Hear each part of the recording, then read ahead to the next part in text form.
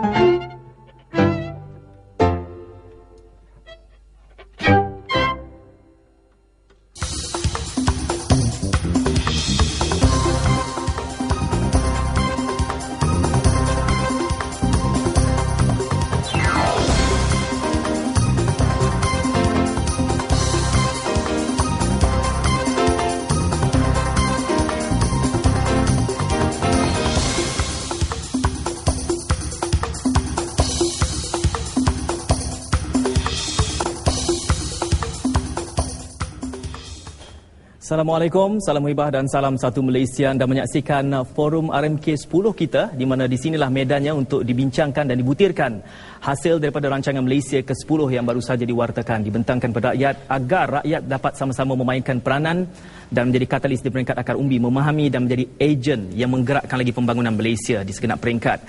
Dan terima kasih di atas perhatian yang anda berikan. Seketika tadi kita telah pun memulakan forum RMK 10 ini bersama dengan Kombo RTM, dan seperti mana biasa kami bawakan tetamu-tetamu untuk mengulas tema-tema tertentu daripada kandungan rancangan Malaysia ke-10 itu. Dan pada hari ini kami bawakan tetamu yang begitu istimewa sekali, seorang negarawan, Perdana Menteri Malaysia yang keempat. Kita berikan tepukan sama-sama kepada Tun Dr. Mahathir Mohamad. Ini satu peluang yang cukup besar artinya kepada rakyat Malaysia apabila kita dapat membicarakan tentang satu agenda yang penting, agenda pembangunan negara bersama dengan seorang jurutera pemodenan Malaysia, kalau boleh saya sifatkan begitu, dan seorang tokoh pemimpin yang instrumental mengeluarkan Malaysia dari krisis ekonomi, krisis kewangan Asia 97. Jadi tepat sekali apabila kita bawakan Tun sendiri untuk membicarakan tentang kepentingan dan juga sudut-sudut penting dari rancangan Malaysia ke-10 itu. Dan terima kasih juga kepada semua yang hadir, pastinya Datuk Seri Utama Dr. Ais Yatim, terima kasih juga bersama kami, Datuk Seri, Datuk dan juga tuan-tuan yang hadir. Dan seketika nanti kita juga akan memberikan ruang untuk sekalian yang hadir dalam kesempatan mungkin Tun, boleh kita berikan sedikit ruang untuk bertanya soalan, berikan pandangan juga sementara Tun menjadi tetamu yang istimewa dalam forum pada waktu ini. Anda menyaksikan ini secara langsung dari Pusat Dagangan Dunia Putra, Facebook, Twitter juga kami sediakan. Anda boleh berinteraksi, bertanyakan soalan dalam kesempatan ini insya-Allah. Dan sekali lagi saya ucapkan terima kasih Tun kerana dalam kesempatan ini saya difahamkan Tun juga sibuk menyediakan ucapan untuk majlis pada hari Ahad ini ya. Juga tidak kurang pentingnya. Tun, kita melihat kepentingan rancangan Malaysia ke-10 ini dan sudah tiba ke edisi rancangan Malaysia yang ke-10. Sudah tentulah ia begitu panjang sekali. Dan Tun adalah merupakan Perdana Menteri yang keempat, sempat menangani banyak daripada rancangan Malaysia, mungkin sebahagian besar daripada rancangan Malaysia yang ada. Bagaimana Tun melihat rancangan Malaysia ke-10 ini, kepentingannya dalam konteks cabaran globalisasi semasa Tun? Yang pertamanya saya dapati bahawa rancangan Malaysia ke-10 ini jauh lebih baik daripada new economic model baru ekonomi, kerana dia telah memberi perhatian kepada masalah-masalah yang dibangkitkan oleh rakyat, khususnya Bumiputera. Jelas sekali ramai Bumiputera tidak puas hati dengan new economic model ini.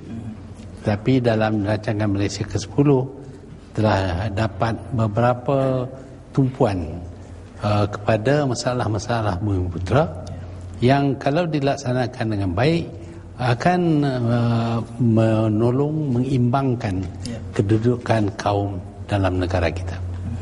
Tun, tema khusus kita pada malam ini lebih kepada agenda Bumiputera, tapi saya belum mahu membawa kita terjun ke situ terlebih dahulu. Melihat kepada realiti hari ini, kita melihat bahawa era kini dengan kedatangan globalisasi ini memberikan satu set cabaran yang berbeza daripada era yang mungkin pernah Tun pimpin negara kita dahulu. Jadi apa keutamaannya rancangan Malaysia ke-10 ini dalam konteks masa ini, Tun? Rancangan Malaysia ke-10 membawa kita balik kepada masalah utama dalam negara kita, iaitu agihan kekayaan yang tidak seimbang. Kita dapati bahawa sebelum dasar ekonomi baru diadakan, telah berlaku rusuhan kaum pada tahun 1969. Selepas itu DEB telah dirancangkan dan DEB ini memberi tumpuan kepada kegelisahan yang dirasai oleh kaum Bumiputera. Dengan itu sejak tahun 1971 kita lihat negara kita ini tenang, walaupun tidaklah begitu sihat sehingga tak ada apa-apa masalah. Ada juga masalah, tapi tidak sebesar apa yang berlaku pada 13 Mei 69. Dengan itu negara kita ini dapat dibangunkan dengan pesat dan rakyat ternampak puas hati. Sama ada mereka Melayu, Cina, India, Iban, Kadazan dan lain-lain, mereka ternampak puas hati. Dengan kita lihat mereka tidak membangkitkan ataupun mengadakan masalah, mengadakan rusuhan dan sebagainya. Cuma apabila seorang itu tak dapat jadi Perdana Menteri, maka dialah yang mencetuskan rusuhan. Tapi itu bukan soal soal ekonomi, itu soal politik diri. Jadi harus kita lihat dengan cermin ekonomi dalam membangunkan negara kita ya. Tun, satu aspek berkaitan dengan daya saing negara. Ini kita sudah tiba ke edisi yang ke-10. Di satu peringkat dahulu terdapat negara-negara lain yang berada at par, setara. Tetapi kini kita melihat kita berada di belakang negara-negara yang sudah mendahului kita ini. Jadi bagaimana boleh kita jelaskan, adakah kita berlari tetapi ada negara lain berlari lebih pantas dari kita tu? Saya dapati bahawa buat beberapa tahun